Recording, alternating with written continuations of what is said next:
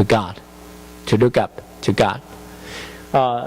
If I may ask you to read Matthew 18 verse 21 to 35, 21 to 35. Can you see it?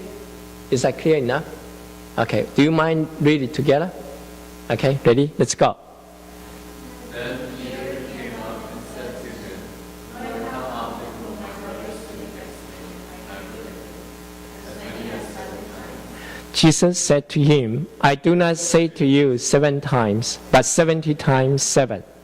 Therefore, the kingdom of heaven can be compared to a king who wished to settle accounts. What he began to settle, one was brought to him who owed him 10,000 talents.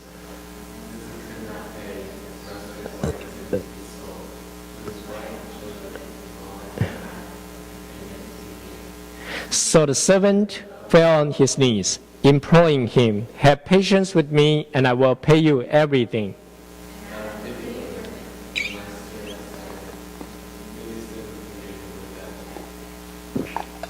But when the same servant went out, he found one of his fellow servants who owed him 100 denarii, and seizing him, he began to choke him, saying, Pay what you owe.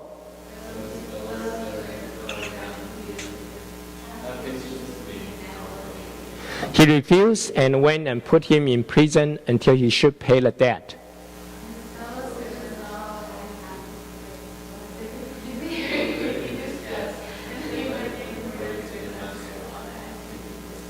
Then his master summoned him and said to him, You wicked servant, I forgave you all that debt because you pleaded with me.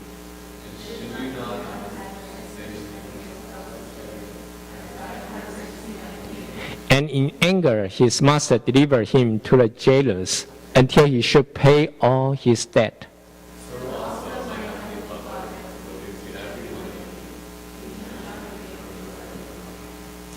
Well, this is a very familiar story. I believe that each one of you read several times. And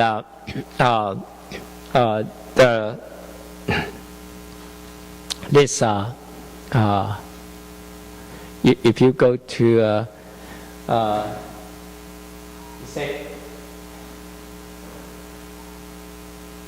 he asked the servant on his knees, imploring him, have patience with me. Have patience with me. And the same request was the other fellow who owed him 100 denarii. Have patience with me. And then, see, this story is very interesting. First is that this servant, he asked the king, and this is a story of, he said, the kingdom of heaven is like this. So this is talking about kingdom of heaven. And then it's something related to our kingdom life and something related to our future life. So it's something with the temperament, the kingdom temperament that God intended to initiate in our life.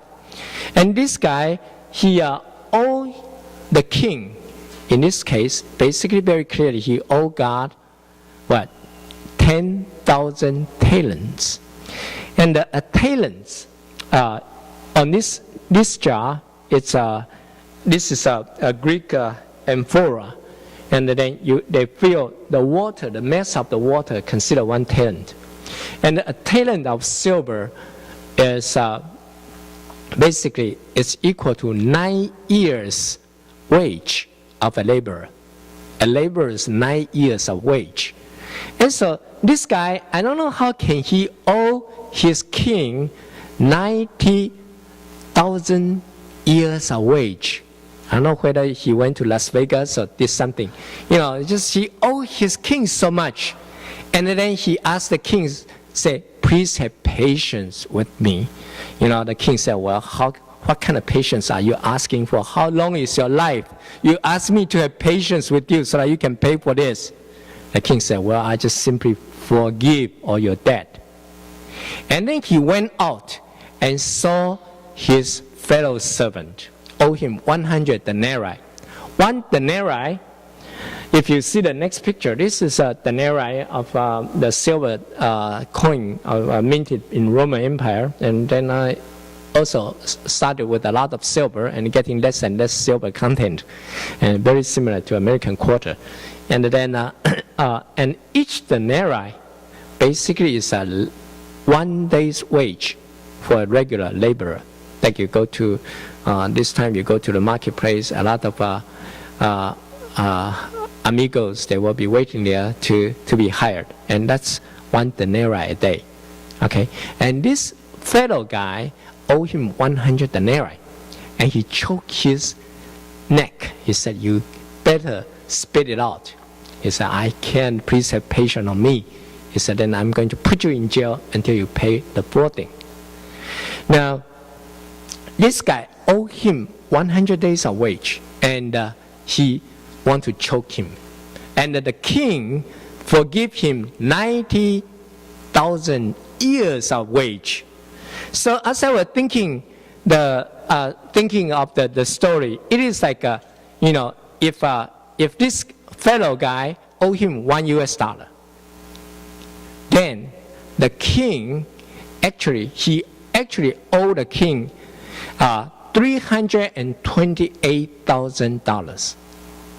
So it is like the king is saying that, you owe me $330,000, and all I am asking you is that give this $1 to your fellow man, because I already gave you $330,000, and all I am asking is that give $1 to your fellow man, and you will not. You will not. So when I was reflecting on my scenario in Jiangwen Airport, and then reminds me of how many years that God has waited for me, in order for me to become His servant, and then sometimes how many days God will be waiting for me, and for me to just come before Him to have fellowship with Him, and then I never show up. And then, this patience, He kind of freely given to me. I would not give $1 to my wife. and then that was really reminding me of that, when He is testing us, allowing us to kind of facing this kind of training, all we need to remember is that God is asking us just to give this $1 away. And then with the $330,000 that is holding in His hand, He said, could you just give this $1 away? And then if we can think about this, it will be much easier for us to be patient. And then the second thing that we need to learn is that we need to look forward to eternity. We need to look forward to eternity. So I'd like to ask you to read James chapter 5, verse 7 to 11.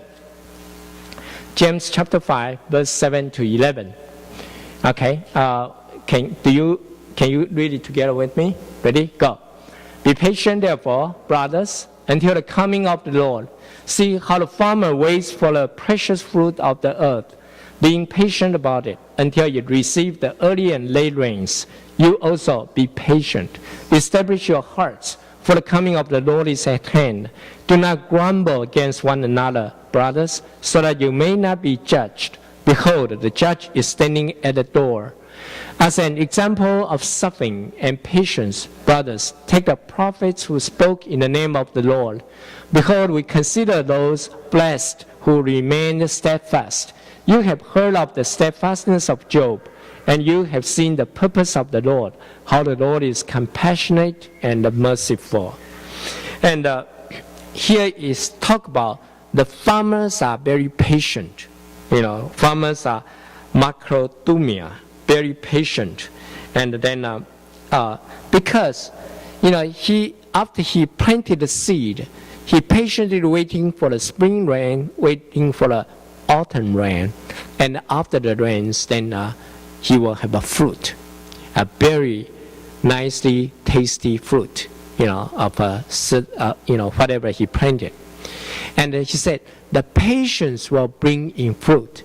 And James is talking about now, do you know that the patience in your life will bring the kind of spiritual fruit when it comes, when Jesus comes